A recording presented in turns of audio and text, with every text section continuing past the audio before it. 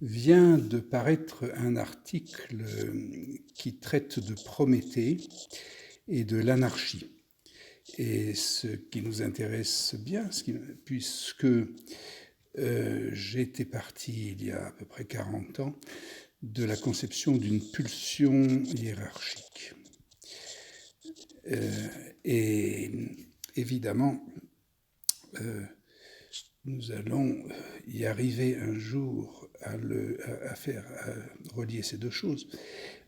Pour l'instant, je rappelle donc, puisque je n'ai pas lu l'article sur Prométhée, et c'est par coïncidence qu'il apparaît au moment où j'allais écrire cette vidéo, et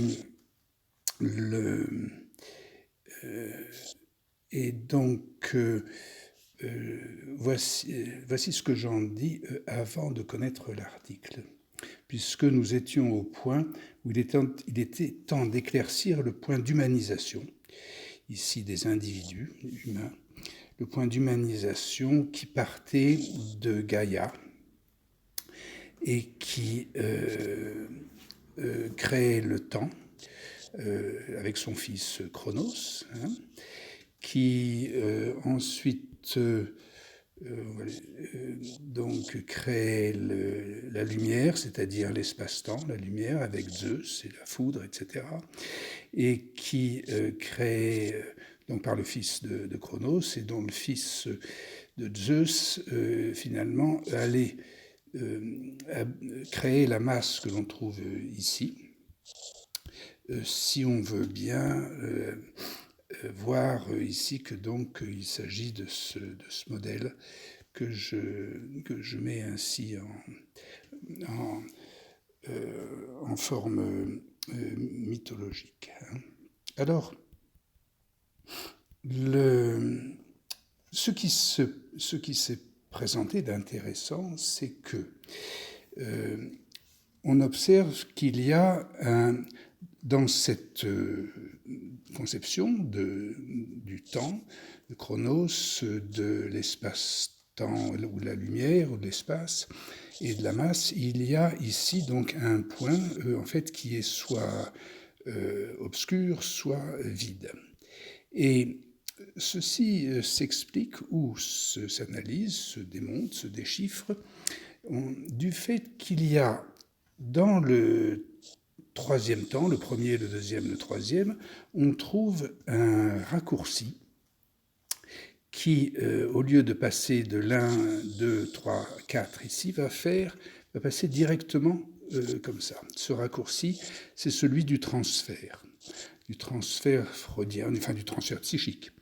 Et nous, on a pu ajouter à cette notion du transfert que là où l'idéal allait atteindre l'objet, il y avait d'un fait de réfraction, en fait, deux alternatives qui étaient créées non plus par la réflexion, mais par la réfraction, et que l'on a attribué, ou on a pu identifier, supposer Prométhée et Épiméthée.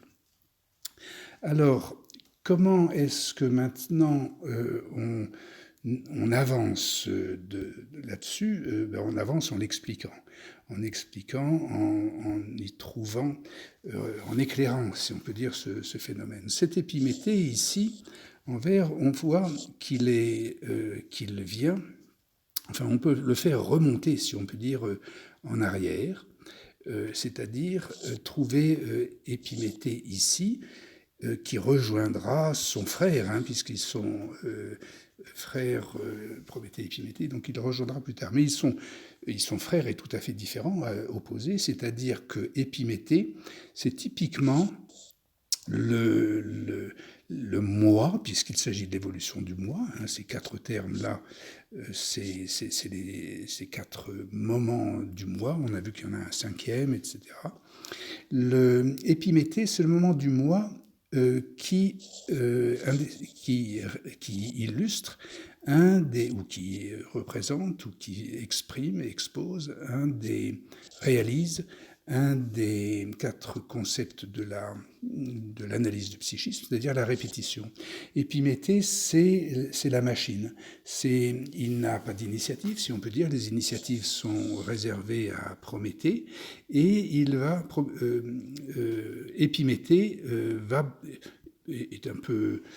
On se moque de lui dans le sens où il n'a pas d'initiative, donc il fait que c'est une machine, en fait. Donc c'est pour ça qu'on retrouve ici, là où on retrouve l'appareil, on peut retrouver la mythologie d'Épiméthée, qui va venir finalement se rejoindre l'espace de l'individualité, puisque on va voir pourquoi. Parce que ce retour-là est possible parce que son frère, Prométhée, va faire en retour, si on peut dire, pour équilibrer la maturation d'Épiméthée ou son individualisation, sa personnalisation, le Prométhée va en fait donner des symboles, donner la symbolique et donner aux humains avec le feu et autres paroles ou etc. Les qualités humaines va leur suggérer le rituel qui est de laisser aux dieux, tandis que eux garderont la viande, c'est-à-dire l'épigénèse. Ils vont laisser dans l'espace psychique, dans l'espace divin, puisqu'il s'agit de l'Olympe. Ici, nous avons ici Zeus et la masse olympique ou olympienne. Donc, il va laisser dans le sacrifice les os et la graisse. La graisse...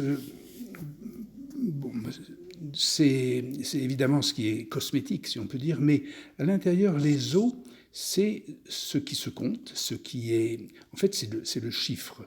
Nous avons là la structure de l'appareil, la structure de la machine, puisque nous avons dans les os, nous avons le chiffre, le nombre, et les proportions des os, les proportions...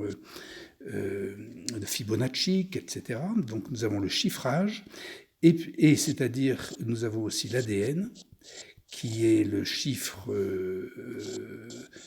que l'on laisse aux dieux, si on peut dire, et nous avons très important aussi, l'arbre synaptique.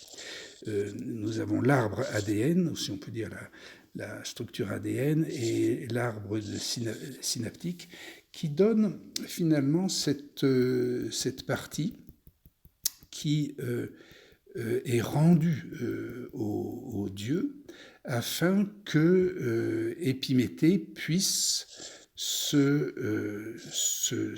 réaliser dans l'humanité, ou disons l'humanité puisse s'y identifier.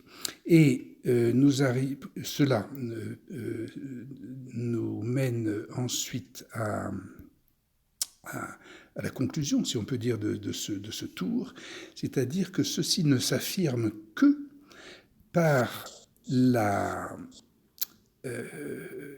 ce qui les résume, ce qu'on peut dire, ce qui les saisit, et saisit cette expression ici de l'individu maintenant, et ce qu'on appelle l'individu pluriel aussi, dans certaines autres théories dont on a parlé, ou d'autres représentations du moi, cet individu qui est finalement, qui s'adjoint, cette individuation qui s'adjoint Pandore et sa boîte, qui va être ici donc ce bouquet